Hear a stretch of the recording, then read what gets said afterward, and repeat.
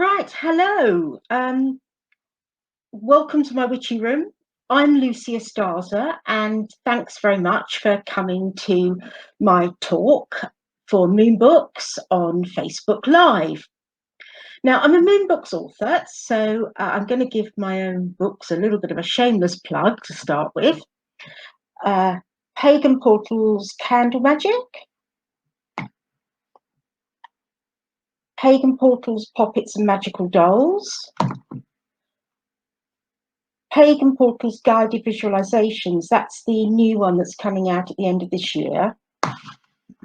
I edited the book Everyday Magic, a Pagan Book of Days, which is written by the Moon Books writers community, and it's got about 50 contributors with something to do for every day of the year. And I also write a blog, a Bad Witches blog, at www.badwitch.co.uk. Now, most of this talk is going to be about magic for the equinox. But first of all, I'm going to talk a bit about myself and my background in witchcraft and magic. Now, I will be using notes for this talk to remind me what I want to say, because I'm an old witch and my memory's not quite as good as it used to be. Anyway, a little while ago, somebody asked me a question about what it means to me to be a witch. And that's a very good question, and it got me thinking. What being a witch means to me has changed quite a bit over the years. Now, back when I was a kid in the 1960s, you see, I am a very old witch, witches were scary things from fairy tales. I have always loved fairy tales, but the witches in them can sometimes be a bit scary. In particular, back in the infant school I went to, they had an illustrated Grimm's fairy tales, and the witch in Hansel and Gretel always scared me a lot because she seemed such a nice old lady, and she lured the children in with the promise of gingerbread, and then she wanted to shove them in the oven. Now, I think that was the view that people often had of witches back in the day, even back in the 1960s. Well, perhaps not that they were going to like cook kids, but that witches were mean old ladies who were going to do horrible things. Now, even Ronald Hutton's book, The Witch, A History of Fear, kind of looks into that. It goes into the way that the word witch really in bygone centuries was used for someone who was going to curse you or perceived as being going to curse you. Now, there were beneficial spellcasters, plenty of them about, you know, the wise woman, the cunning folk, pellers, they might have been called. You might have gone to the fortune teller. But the word witch wasn't used for them, you used a different word. Now, my own family, to some extent, were, you could call them fortune tellers. My grandma was an astrologer. She worked for someone called Alan Leo, who was a really famous astrologer about 100 years ago. My dad was very interested in the unexplained, but he was also really good at palmistry, palm reading, and he used to run the palmistry stall at the school fete every year, and he was apparently very good at it. He was also into dowsing and various other things as well, so my family was a little bit weird. My aunt, who lived next door, she was really quite knowledgeable about folk magic. Other people might have called her a witch. She did look a little bit like a witch, but she didn't certainly call herself a witch. She used to say that what she knew were old wives' tales, and then she'd kind of nod knowingly and say, but those old wives, they knew a thing or two. But as I said, none of my family would have called themselves witches. Back when I was 11, I had a dream about witches. I woke up with a certainty that there were witches in my backyard dancing around a bonfire. I was convinced that if I went to the window, I would look out and I would see them there happily dancing around the fire. And in my dream, I felt sure that if I looked out of my bedroom window, then they'd look up at me and they'd beckon for me to join them.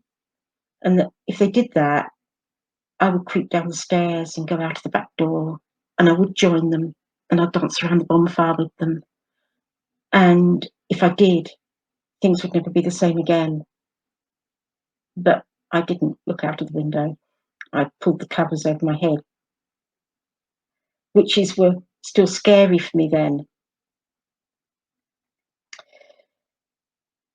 In my 20s, I started taking part in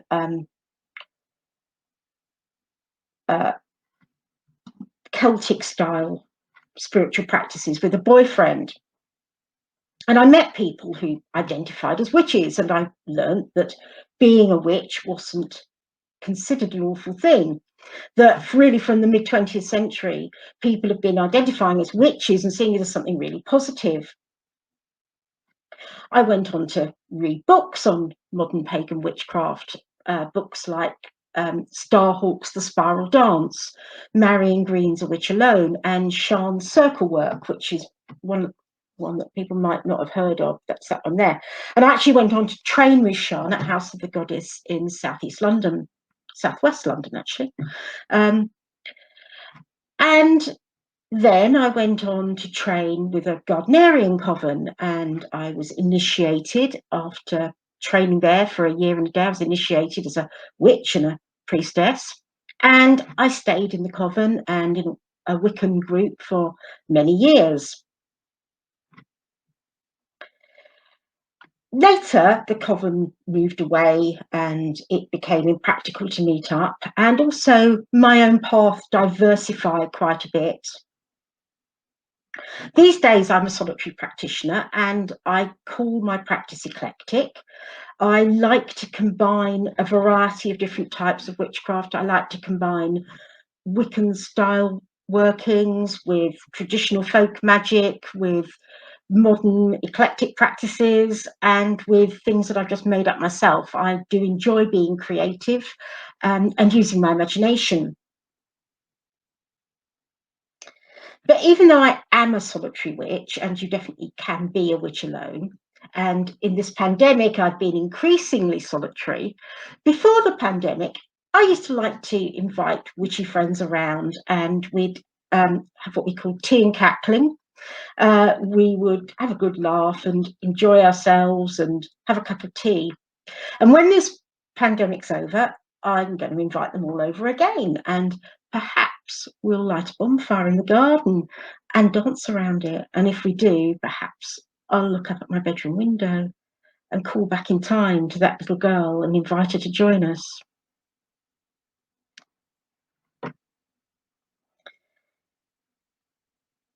Now, I do write a blog called A Bad Witches Blog, but I am not a wicked witch. Oh, yes, there's my blog, come up on the screen. Now, the witch in Hansel and Gretel was a wicked witch, and I will be getting back to the way that fairy tales have influenced some of my magic. I'll be talking about that in later on in my talk. The main subject of this talk, though, is magic for the equinox and the days after. Now, I'm giving this talk on Facebook on September the 23rd, 2020. So if you're watching this live, the equinox was yesterday. Now, that's the spring equinox in the southern hemisphere, but the autumn equinox here in the northern hemisphere. I live in London, in southeast London, and it's definitely got very autumnal over the last few days. Definitely noticing the leaves falling and the greenery in the garden turning brown. Now, I'm going to talk about autumn equinox magic for balance, and also for the days after the equinox for a bit of help if you start to feel the blues as the days get shorter.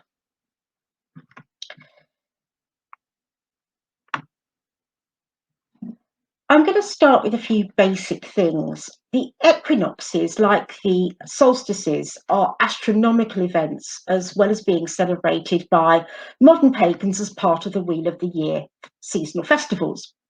Now, I live relatively near Greenwich in southeast London, which has the Royal Observatory and is the home of Greenwich Mean Time and the prime meridian of the world. Now, when I was preparing for this talk, I went and had a look at the Royal Observatory website because I always like to check my facts and I like to see what other people are saying about things. Now, there's an equinox every September, but the actual date varies a little bit. This year, 2020, the moment of the autumnal equinox was on 22nd of September at 2:30 p.m. in London, where I am.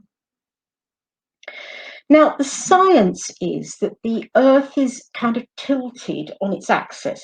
So as it orbits the sun, at different times of the year, the southern and the northern hemisphere get more or less light, but twice in the year, they each get the same amount of light.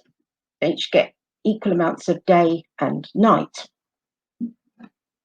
Now, they're the equinoxes. They can be on slightly different dates or times in different locations, but that's to do with time zones. The full moon closest to the autumnal equinox is normally called the harvest moon. It was called that because it gave farmers light to carry on bringing in the crops late into the night. And even if you weren't a farmer, if you were just a regular worker, after you'd finished your day's job, you could get your own crops in from your garden, which you might have sown and you needed for your own food. This year, different websites are giving different dates for the harvest moon. Now, normally speaking, it's the moon closest to the autumn equinox, but that one is actually on the 1st of October this year. And most websites, including the Royal Observatory website, were calling the moon on the 2nd of September the harvest moon. And I suspect that probably does tie in far more with when farmers were bringing in the crops. The moon after the equinox is called the hunter's moon, and that's because once you've brought in all the crops, you might use that extra moonlight to go in and catch a little bit of game for the pot. But I'm probably not going to talk too much about that because many pagans are vegan or vegetarian these days. So talking about a pigeon pie might send people away and stop them listening to me. Sorry if I've offended anybody. Now, the Royal Observatory website also mentions some autumn equinox customs, including pagan customs. I was really pleased to see that it mentioned pagan customs. It's really nice when pagans get a mention on a kind of normal sort of website. However, the information they gave about the pagan celebration at this time of year was perhaps just a little bit simplistic. It calls the pagan festival Mabon, and it says, Mabon is a modern pagan ritual marking the autumnal equinox. The ritual gives thanks for a plentiful harvest and recognises the need to share the earth's fruit in the coming winter months. It's the second of 3 pagan harvest festivals, which include Lammas or Lunasa and Samhain. Well, some pagans do call the autumn equinox Mabon, but it is modern. It only started really being called that in the 1970s. An American pagan author called Aidan Kelly suggested that the Welsh mythological figure Mabon could be celebrated at the autumn equinox. Well, it was never called Mabon in ancient times, and there's no evidence that Mabon had a festival in ancient times at that time of year. It was just a kind of a name that got used and stuck. And there's absolutely nothing wrong with using that name if it appeals to you, but a lot of pagans would just call it the autumn equinox. That's what I do. So that's the facts and figures about the autumn equinox. Let's do some equinox magic. I thought we could start with a guided visualization for the autumn equinox from my book on guided visualizations, and it's called The Autumn Garden. I'm just going to have a little sip of water. I've got two mugs here. I've got a dark mug and a light mug because it's a time of balance, of equal dark and light. They've both got water in them. I thought I might want quite a lot of water while I'm giving this talk. Not gin, I wish it was. Anyway, guided visualizations are journeys we make in our minds using a script created to help us experience a story that we're part of. They're intended to help us know ourselves better and gain wisdom through psychic experience, as well as to attune ourselves to the cycles of nature. Now, if you want to do this guided visualization now, you can, that's great, but do make sure that you are somewhere safe and comfortable where you won't be disturbed. Ideally, guided visualizations are best done with the eyes closed. And first of all, I'll ask you to take a few deep breaths and relax, and then close your eyes. Don't do a guided visualization if you are driving or operating machinery. That goes without saying. At points in the narrative, I will pause, and that's to let you visualize the story continuing yourself in your own way. That might be that you visualize pictures in your mind's eye, but not everybody sees images when they're visualizing. Some people just follow with words, and it's words that come into their mind. That's absolutely fine. However it works for you is fine. So if you're sitting comfortably, as they used to say back on TV when I was tiny, let us begin.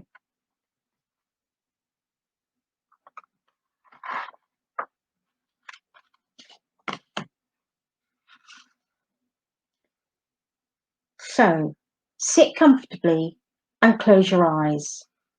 Take 3 deep breaths in and out, in and out, in and out. Relax and then visualize the following. You are in a garden. It is late afternoon, at that time of year which on golden days you can still believe is late summer, yet you know is autumn. The sun is shining. When you stand in its brightness, you can feel it warming your skin, yet in long shadows stretch over the grass, you can still feel a chill touch you. The trees and the hedges have plenty of green leaves, but there are also patches of red, yellow and brown among them. Some leaves have fallen to the ground. There are bright berries too, although much of the fruit has already been picked. Around you, some flowers are still blooming. Perhaps you see purple Michaelmas daisies, late roses, or others. You also see that many have gone to seed. Brown stalks stand among others in the garden. Spend a little time exploring the garden. What do you see? What do you smell? What do you hear? What do you feel?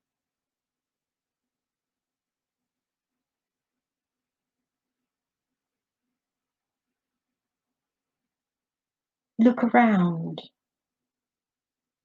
See what is in this garden.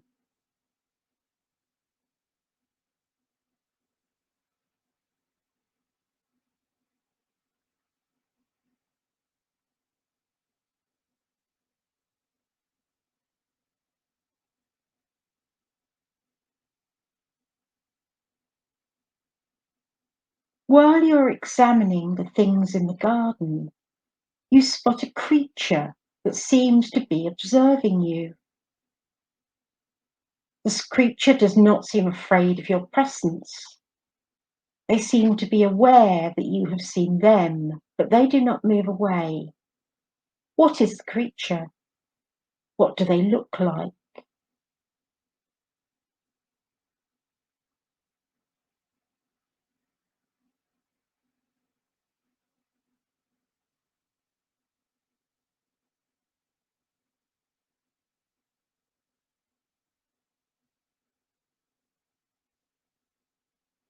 The creature looks at you steadily, and you get the impression that they are inviting you to move closer. You slowly and quietly move closer to the creature. They remain still, looking at you, until you are in front of them.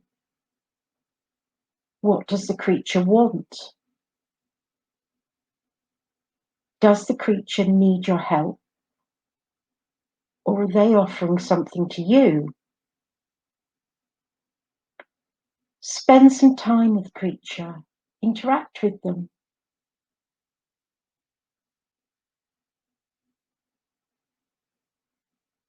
If talking to them seems right, then do that.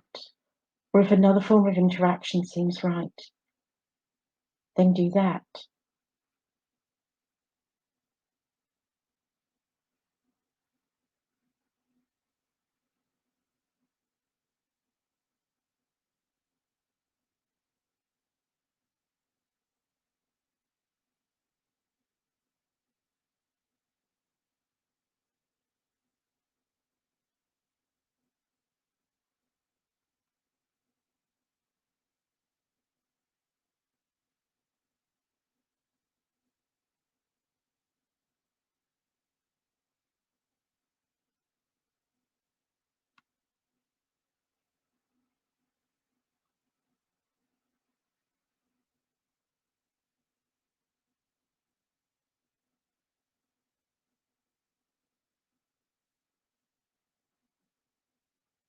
After a while, the creature indicates that it is time for them to go.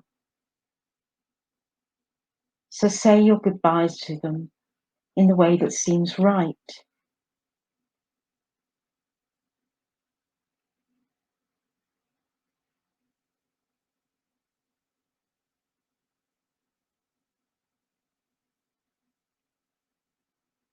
When you have said goodbye, the creature turns and leaves you in the garden. Looking around, you realize that the shadows have lengthened. It is early evening and time for you to leave the autumn garden too. When you are ready, take a deep breath, shake your fingers and toes, and open your eyes to the real world.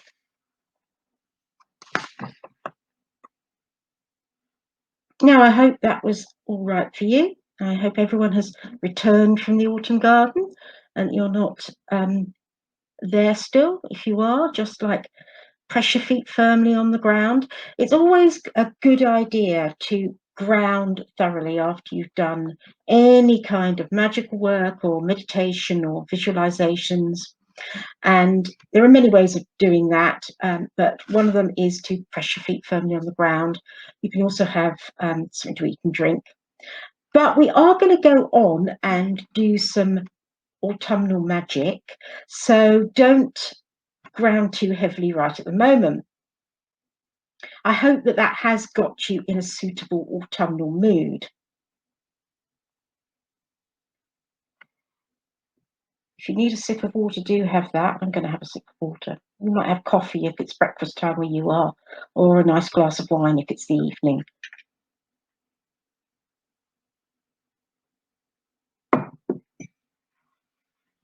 Now, there's a candle ritual that I like to do at both the spring and autumn equinoxes, with the night and day being approximately balanced in the days around that time of year.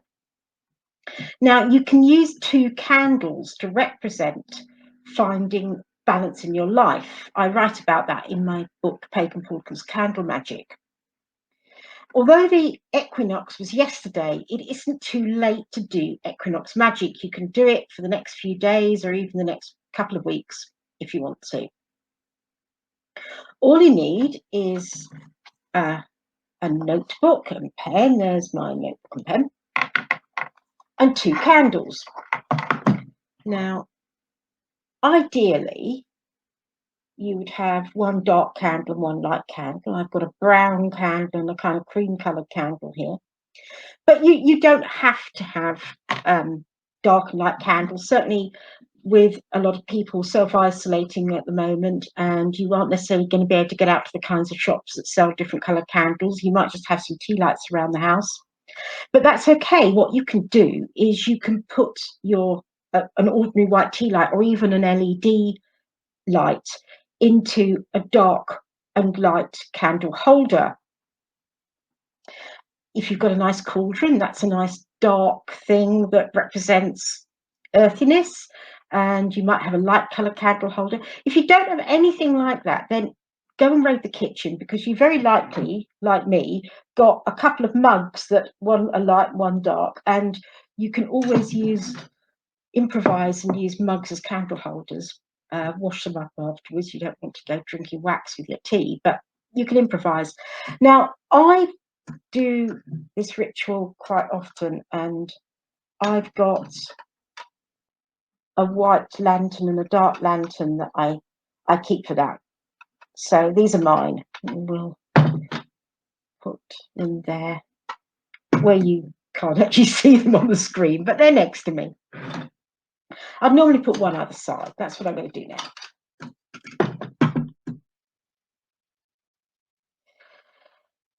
Now,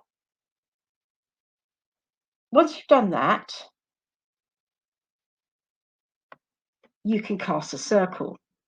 I like to cast a circle whenever I'm doing any kind of magical psychic work, because it does kind of create a space that is prepared for the magic that I'm going to do. It helps contain the energy and set up the right kind of atmosphere. And you can have quite a complex circle casting ritual, but because this is a Facebook Live talk, I'm just going to very quickly take my wand and say, I cast the circle all around to do Equinox magic on this night.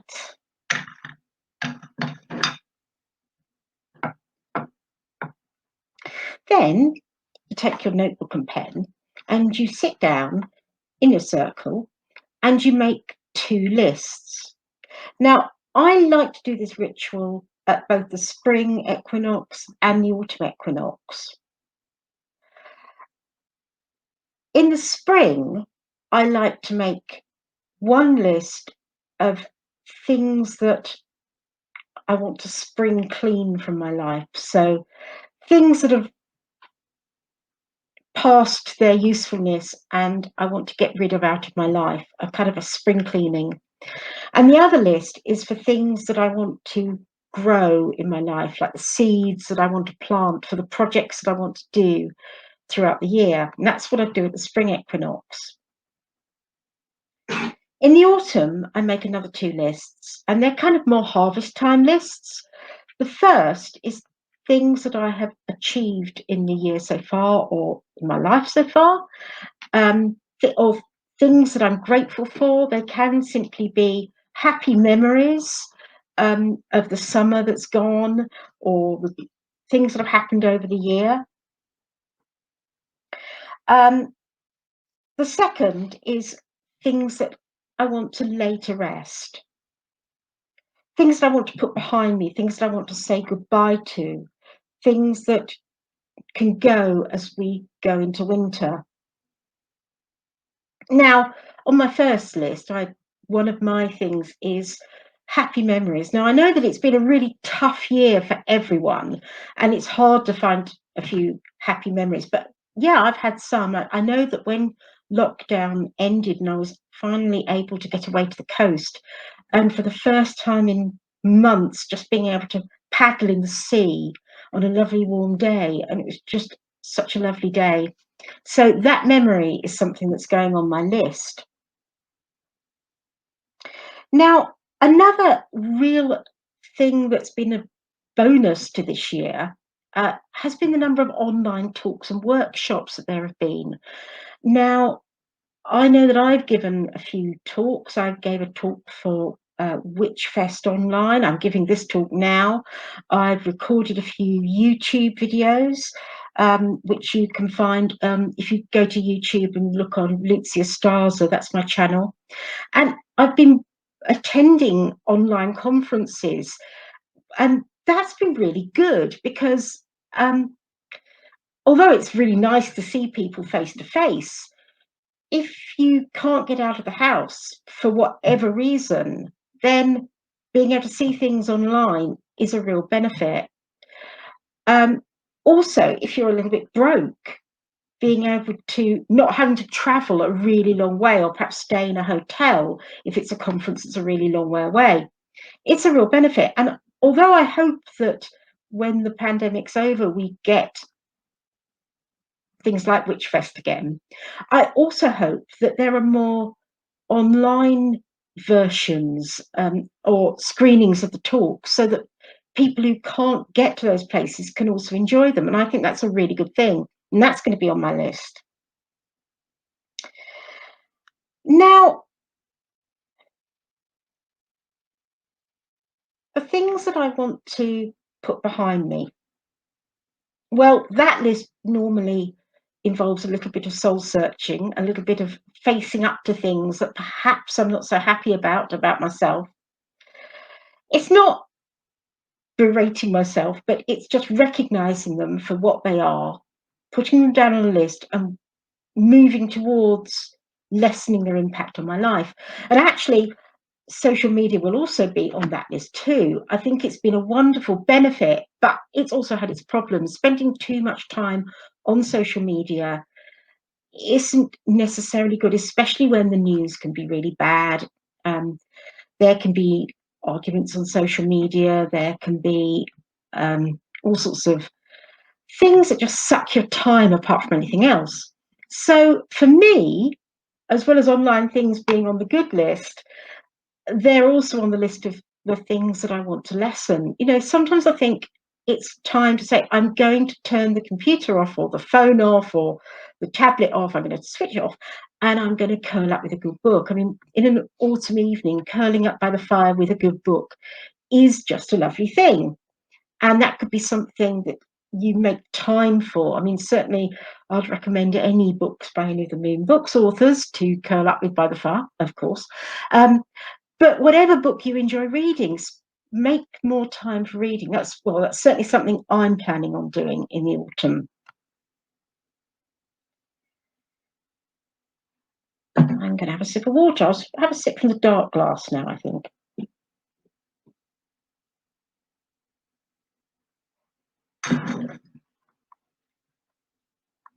Now, on to some magic to help you feel better when you're feeling a bit down. I find that the days after the autumn equinox can sometimes be a little bit gloomy. We know that we're heading into the darker time of the year. We know that it's going to get colder. We grieve for the summer that's gone. And perhaps we fear what the winter's going to bring. I mean, in this year, I think we have probably even more concerns about what might lie ahead. Now, at the start of this talk, I said I was going to return to fairy stories. Cinderella is a fairy story about transformations. And in my book on poppets, I wrote about how you can use that to transform your mood with some doll magic. Now, my inspiration for that came from this Cinderella doll.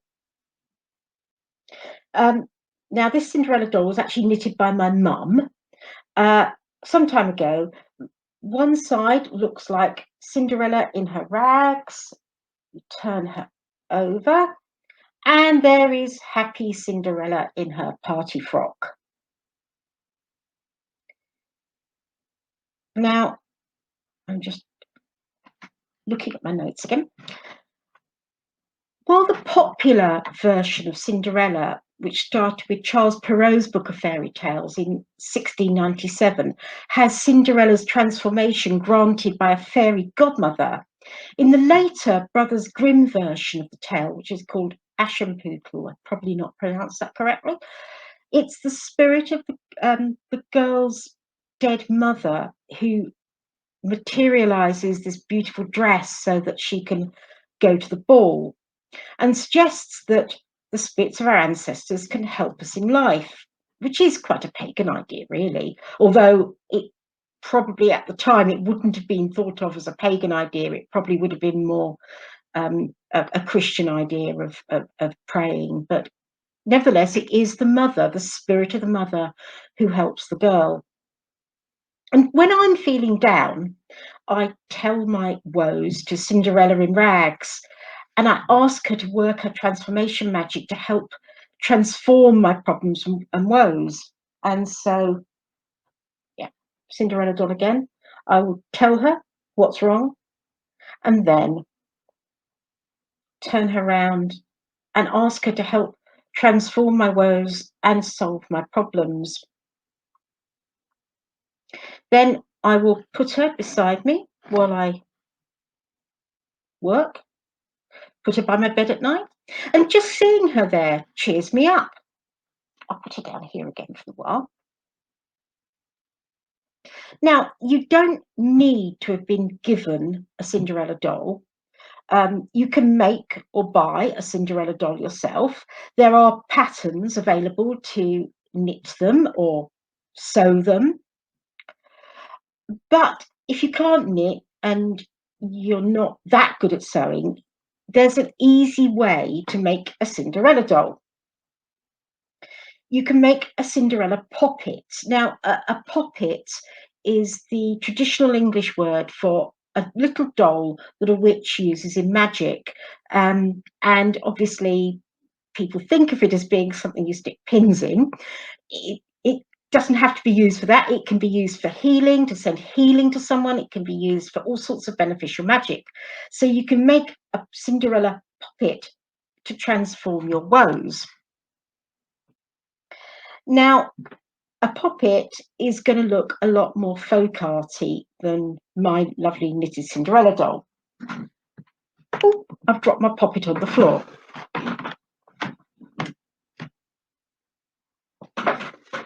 Here is my Cinderella poppet. Yeah, it does look a little bit folk arty, I know. What you've got there is Cinderella in rags. And there you've got Cinderella in a ball gown. Now, even if you make a poppet yourself that you don't think looks as professional as something that you've bought, in magic, just the act of making it yourself helps that magic work. It's going to be far more effective for spellcraft than if you just buy a mass-produced doll from a factory. Now, I'm going to explain how you can make this doll. Now, for most poppets that I make, I use a gingerbread cutter as the template for the doll. Normally, if I'm making a single poppet, I will just trace around the gingerbread cutter twice on a piece of felt, cut them out, stitch them up. You can just use a blanket stitch or a running stitch because felt doesn't fray. And then you can stuff it with herbs that are appropriate and draw features on it and things like that. Now, if you're making a Cinderella doll, then you can again use the gingerbread man. That's exactly what I used in my poppet here. But I didn't cut out the legs. I cut out two top halves. So you've got a body, you need quite a long body, and the arms and the head, and two of that, and two of that. Then you need to make a skirt, and you can also make a bodice. Now, if you take a round plate or a saucer and trace around that to get a circle on some fabric. Now, I would recommend the easiest type of fabric to use is a stretchy fabric, because that will stretch over the doll nice and easily. What I have used for Cinderella in rags is one of my old socks. Now, I felt that the symbolism of an old sock being a bit down at heel was quite appropriate for Cinderella in rags, so I used an old sock.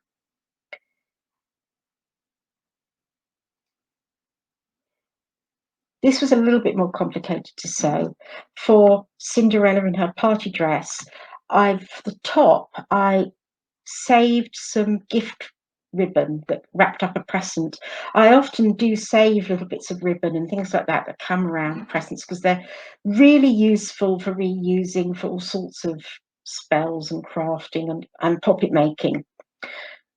For the bottom of the skirt, now that came from the silk from a garment that was one of my favourite garments, and I wore it to one Glastonbury festival, and unfortunately it got ripped. Glastonbury festival, when you're dancing and trudging around in the mud, is not very kind to delicate silk, and it got ripped. But I put the fabric to one side, knowing that I would reuse it, and I reused it for my Happy Cinderella poppet.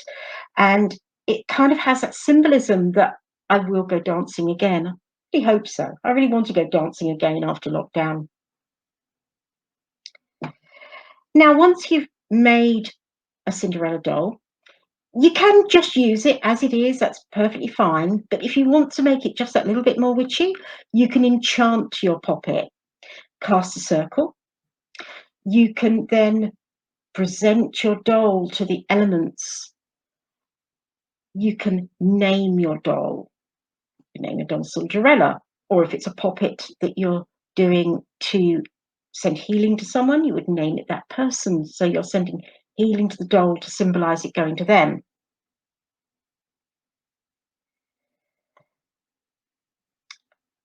Then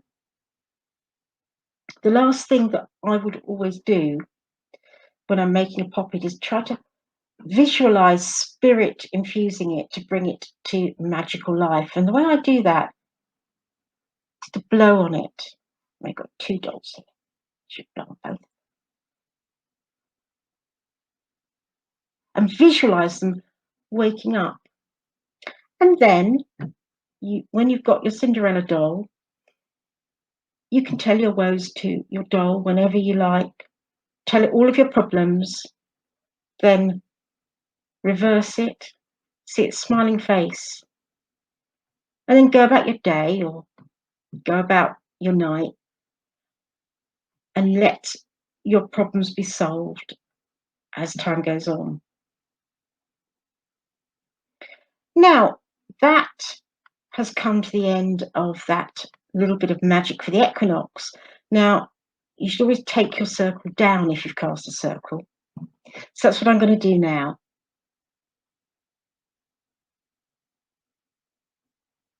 I visualize the energy going back from the circle into my wand and down to the ground.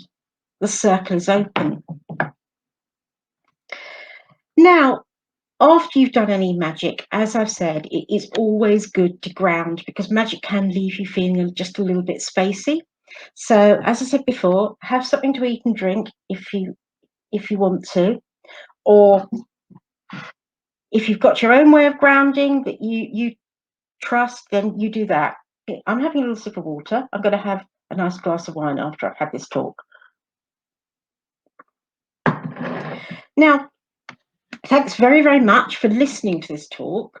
I'm going to mention my books again, the shameless plug bit. Pagan Portal's Guided Visualizations. Everyday Magic, that's the community book. Poppets and Magical Dolls. And Pagan Portal's Candle Magic. And you can find my blog at www.badwitch.co.uk. Now, what I'm going to do now, if anyone's got any questions, I can happily try to answer them. Okay, PJ Graham says, I agree with you. I love in-person events, but I have experienced some things I normally wouldn't be able to participate in. Yes, the equinox is the perfect time to consider the digital physical balance. Yeah, I absolutely agree. Yes, yeah, totally agree with you. Peter Graham, just want to add that we've used your puppets and candle magic books on our local hearth to help newer ladies learn some hands-on magic. They were well received. Thank you for the talk. Oh, thank you very much. I'm really pleased to hear that my books have been useful. Hello. Hello, Phyllis Fee Simone.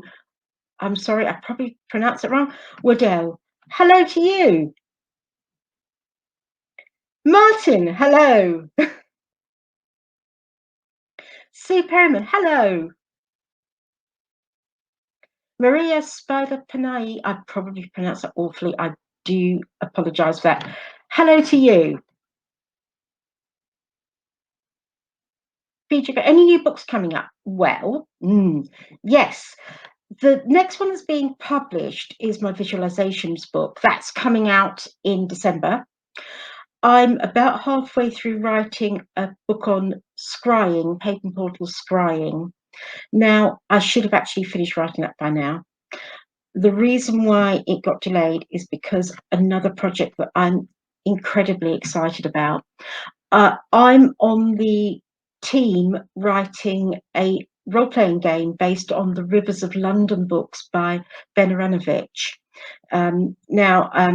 He's written there are books about a magical London in which the rivers are goddesses, and they're absolutely brilliant works of fiction. I can thoroughly recommend the books. I've really enjoyed reading them, and I was so excited to find out that Chaosium was bringing out a role-playing game based on those books, and I asked to be part of the team. And I've just finished writing my section. It's gone off to Ben for him to have a look at. I can't really give any more details about that, but I can say that I'm on the team and the game is coming along. And if anyone likes role-playing games, I really recommend it. What I will say is Lucya Starza is kind of my pen name. My family name, my name is Lucya Christina Shuknovsky. My dad's name was Anthony Starza Shotnovsky. So I picked Starza as a pen name for my magical books, but for my role-playing books, it will be Lucya Shotnovsky. So you might have seen me sometimes called Lucya Shotnovsky, sometimes called Lucya Starza. They're both me. Chris Alton, thank you, Lucia. I have your everyday magic book and love it. Well, I edited it. I wouldn't like to take the entire credit for that because there were about 50 different contributors with a wide range of experience, and I was so I really enjoyed working on that book. It was really good. Xenia Minert, thank you very much. The Cinderella magic is a lovely idea. Oh, thank you very much. Yes, I like my Cinderella dolls. Becky Bird. Hi, sweetie. Looking forward to the guided visualizations book, and of course, looking forward to getting back to cackling with you. Yes, Becky is someone who comes around for tea and cackling. How would you dispose of a puppet when you have finished working the magic with it? Yeah, that's a really good question. Now, what I would do is I would cast a circle, and then I would kind of go through the ritual in reverse to the way that I created the puppet. So I would thank the puppet for what it had done and say that it was work. I thank you for what you've done. Your work is over. I unname you. And then I would slowly unpick the puppet in the magic circle. I would unpick the puppet. If it was a cloth puppet, I would slowly and gently unpick it, and then I would recycle the components. But yeah, there are other ways you can do it. If you don't have the puppet anymore, then you can visualize cutting the magical cords to that puppet and visualize unpicking it and unnaming it if you don't actually have it. Do you have any set daily spiritual practices? Well, I write a blog every day. I know that you might not think that a blog is a spiritual practice, but it's kind of like journaling. And a lot of people will do journaling, or they will keep a book of shadows up. And so to me, the reason why I started writing a blog about 15 years ago was because I wasn't really doing enough magical stuff. And I thought, well, if I start writing a blog, it will force me to read more books and go and visit more magical places, go to more magical things, because I'll need things to blog about. And yeah, it has worked. I There are things that I do very often, like candle magic. Two or three times a week, I will be lighting a candle either for Aphrodite's flame is something that I light a candle for every month. I often light a candle for peace fires, which is another worldwide candle lighting ceremony to wish peace throughout the world. And people will often ask me to send healing to them, and I often use candle magic for that. I do use guided visualizations quite often, especially as a solitary practitioner. They're a very good thing to do. So yeah, that's kind of about it, really.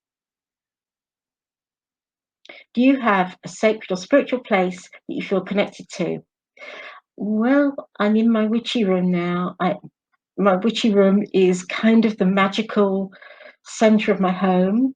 Um, but if you're talking about places like out and about, yeah, Glastonbury. I love Glastonbury. I feel that going to Glastonbury to recharge my batteries is something I love to do, and that's something I'm definitely wanting to do when lockdown is over, to spend another holiday in Glastonbury.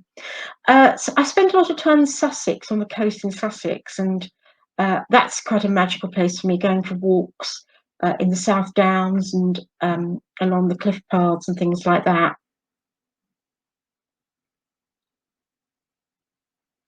Right, okay.